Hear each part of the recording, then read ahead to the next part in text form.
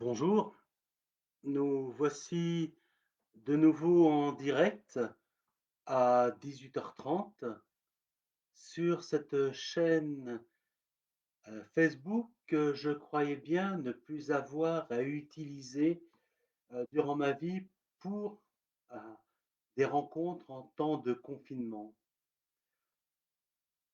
Nous recommençons aujourd'hui ce que nous avions laissé il y a déjà quelques mois après ce premier épisode douloureux de confinement.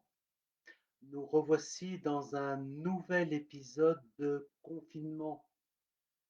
Nous commençons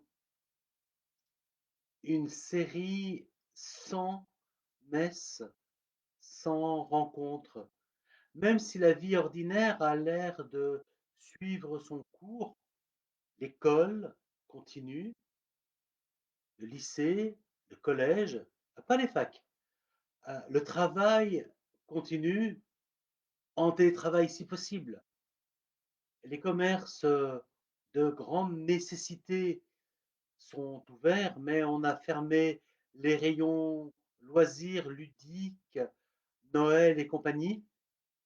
On se trouve dans entre-deux, un entre-deux qu'on ne souhaitait pas vivre, et pourtant nous voici de nouveau confinés d'une manière inouïe et nouvelle. Un confinement qui semble nous préparer à un futur confinement. C'est assez compliqué de dire cette impression. On croit que le confinement d'aujourd'hui prépare un confinement plus sévère dans quelques temps, début d'année prochaine, qu'on nous prépare à vivre les fêtes de Noël enfermés, en famille aussi réduite que possible, et que les temps de célébration vont être encore une fois, entre guillemets, confisqués pour la santé publique. Je reprécise une fois de plus qu'aucun cluster euh, n'a été fait dans aucune des églises, même si quelques journalistes s'amusent à brandir le drapeau du danger dans nos églises. Il y a depuis que le Covid est né et que l'autorisation de célébration a été accordée à l'Église catholique, aucun cluster n'a été identifié à la suite d'une célébration, quelle qu'elle soit, dans l'Église. Il faut la voir. Et c'est ce que mettent en avant les évêques de France lors du référé qu'ils sont en train de présenter à l'État pour avoir de nouveau l'autorisation de se réunir en Église, en fraternité, pour célébrer le Christ, la gloire de Dieu et le salut du monde. Parce que c'est cela que nous faisons à chaque fois que nous nous rencontrons. Nous vivons de l'espérance et nous croyons au plus profond de nous-mêmes que la mort n'a pas le dernier mot et que tout ce qui nous est imposé n'est qu'une péripétie dans notre histoire, que nous sortirons toujours vainqueurs. Et c'est vraiment cela qui anime notre espérance et nous tient au cœur. Alors je suis là pour faire une petite causerie en début de semaine, tous les mardis. Et oui, la semaine du prêtre commence le mardi, entre guillemets, vu qu'elle s'achève le dimanche soir, donc en début de semaine, pour vous donner un peu mon état d'âme, l'état d'âme de ceux que je rencontre, de quelques paroissiens qui s'ouvrent à moi, à mes confrères, comment nous vivons ce temps de confinement. Alors, quelques informations sur les propositions de la paroisse pour ces temps de confinement. Église ouverte. L'église Notre-Dame des Marais sera ouverte tous les jours de, 8, de, de 10 heures à midi pour ceux et celles qui font leurs courses et de 16 heures à 18 heures pour ceux et celles qui sortent du travail et ou qui vont chercher leur enfant à l'école et qui veulent faire un petit passage par l'église. Il y aura toujours un prêtre disponible sur ces deux créneaux, 10 heures midi, 16 heures 18 heures. Un prêtre pour vivre le sacrement de réconciliation, pourquoi pas, pour discuter, sûrement, pour échanger, de toute évidence. Il y aura le Saint-Sacrement exposé dans la chapelle latérale. Vous savez, le tabernacle en verre, où nous pouvons à loisir nous poser devant le Seigneur et lui déposer nos craintes, mais aussi nos joies. Cette, l'église Notre-Dame des Marais ne sera ouverte qu'à ces heures-là. Tout simplement parce que nous sommes à Villefranche, que nous sommes en plan vigie pirate renforcé attentat. Il faut quand même avoir ça en mémoire. Et que nous ne voulons pas laisser une personne seule dans l'église. Alors les prêtres, on verra bien comment est-ce que nous ne serons pas seuls. Vous savez bien, nous ne sommes jamais seuls. Mais comment est-ce qu'on va s'associer à une personne pendant nos temps de permanence? Mais vraiment, quand une personne rentrera à Notre-Dame des Marais, eh bien qu'elle sache qu'il y a toujours quelqu'un et qu'elle ne craint pas d'être surprise par quelqu'un qu'elle ne souhaite pas voir. 10 heures midi, 16 heures 18 heures du mardi au samedi. Bien sûr, s'il y a des célébrations d'obsèques, vous comprendrez aisément que ce temps-là, eh bien, sera réservé à la prière avec la famille en deuil. Prière avec 30 personnes au maximum. C'est le quota qui nous est aujourd'hui autorisé. 30 personnes pour les sépultures et 6 personnes pour les mariages. Je ne crois pas que nous allons célébrer beaucoup de mariages, mais bon, je m'engage peut-être un peu trop.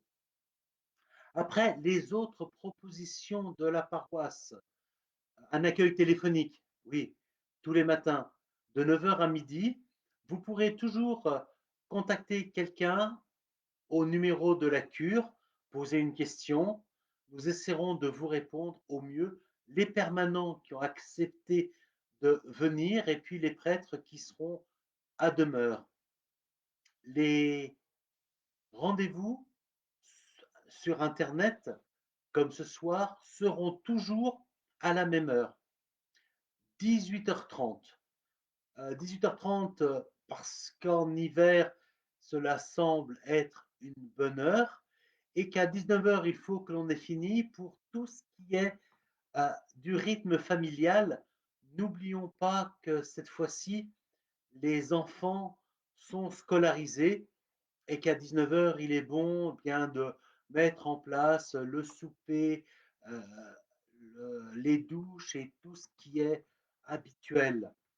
Alors, les rendez-vous, je prends ma petite feuille parce que je ne les connais pas encore par cœur, mais ça ne saurait tarder.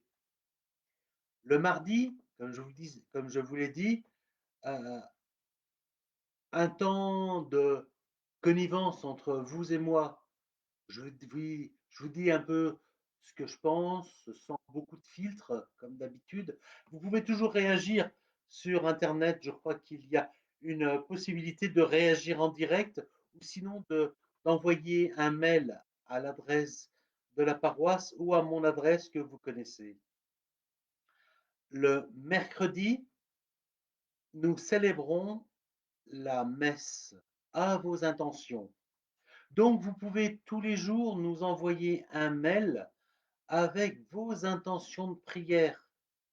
Elles seront dites le mercredi et le vendredi, où nous célébrerons également la messe à 18h30 depuis la chapelle, l'oratoire euh, du presbytère rue Roland.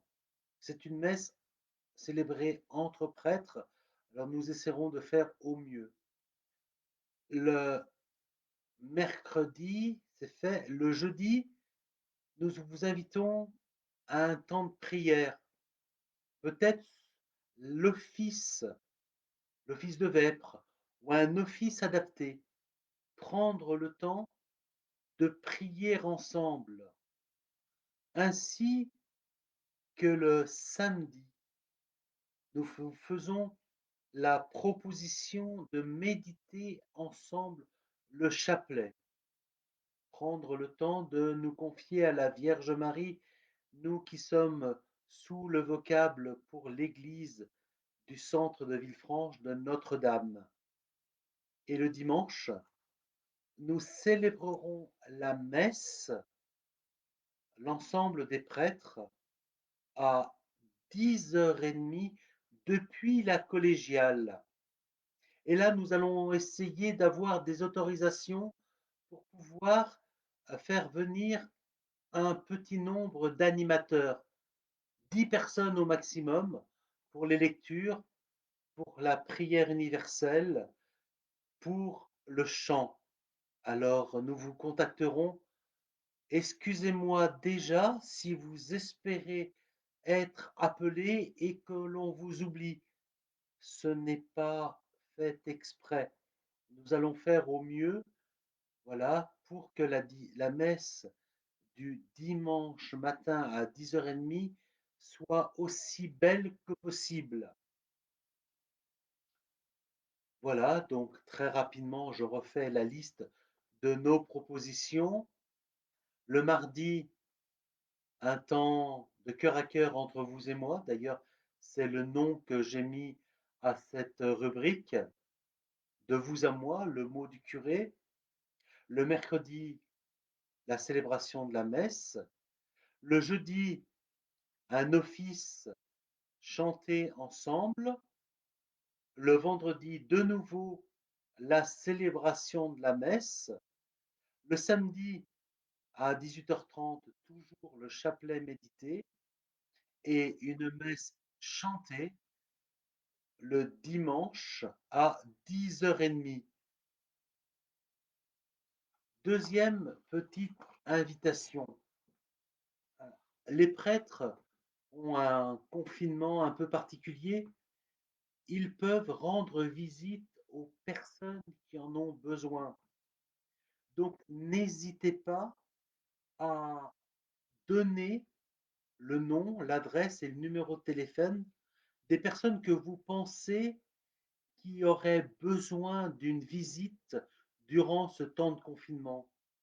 Des personnes seules, des personnes isolées, quel que soit leur âge. On pense souvent aux anciens, parfois il y a des plus jeunes qui sont aussi dans une angoisse, dans une peur. Alors les prêtres peuvent venir les visiter, prendre un temps de prière avec eux. Je ne parle pas bien sûr du sacrement euh, des malades qui peut toujours être donné, euh, la réconciliation que vous pourrez vivre dans l'église de 10h à midi et de 16h à 18h tous les jours.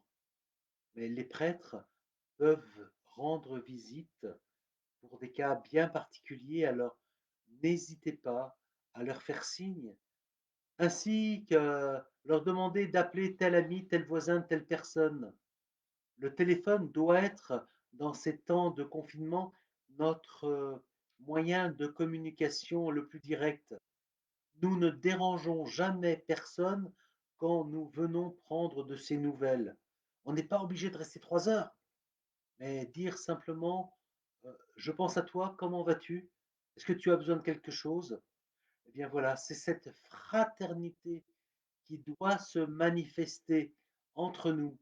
Il y a tellement d'autres choses qui se manifestent, alors manifestons cette fraternité. À ce sujet, je fais mettre en ligne par Oriane qui s'occupe du site, du blog de la paroisse, un- une compilation de la dernière encyclique du pape Fratelli Tutti, tous frères.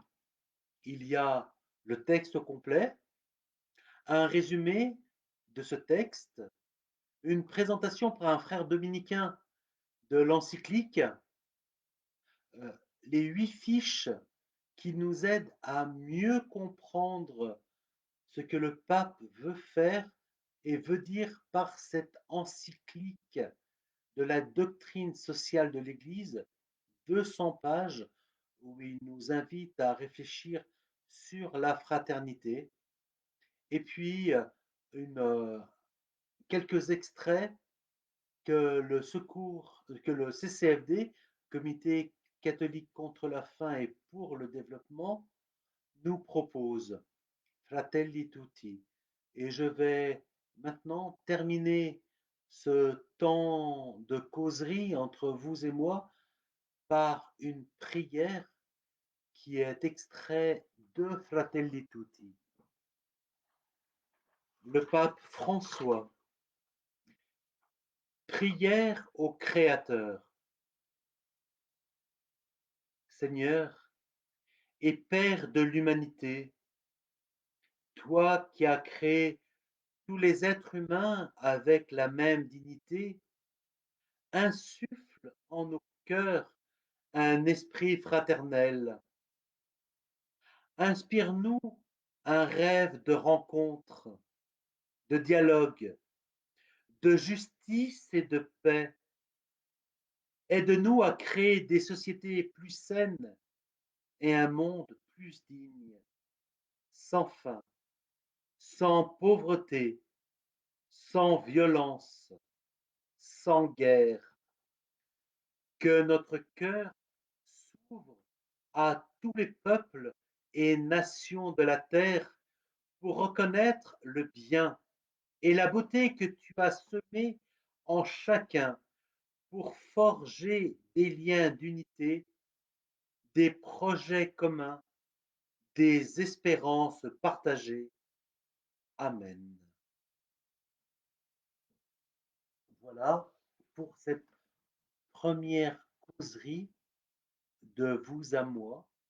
Elle est très imparfaite, comme toutes les causeries. Si vous avez des remarques, n'hésitez pas.